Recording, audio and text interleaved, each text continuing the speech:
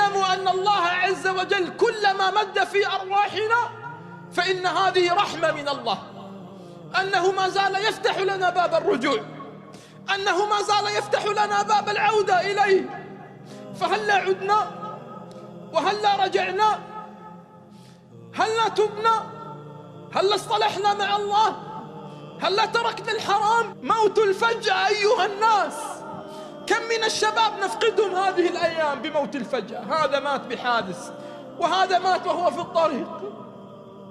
كل هذا لابد أن يدق ناقوس الخطر في قلوبنا، أن الحياة مهما عظمت فهي حقيرة، وأن الحياة مهما طالت فهي قصيرة.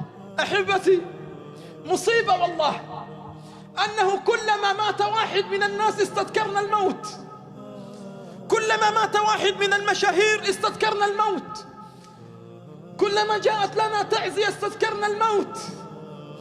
والله لو أن الواحد منا جعل الموت نصب عينيه في كل لحظة في الحياة والله ما تجرأنا على الحرام، والله ما تجرأنا أن نتكبر في الحياة، والله ما تجرأنا أن نغتر، لأننا نعلم أننا خلقنا من تراب وسنعود إلى التراب. إن المواقع تضج بأخبار الموتى، تضج بأخبار الموتى، وسيأتي يوم تضج هذه المواقع بأخبار موتنا.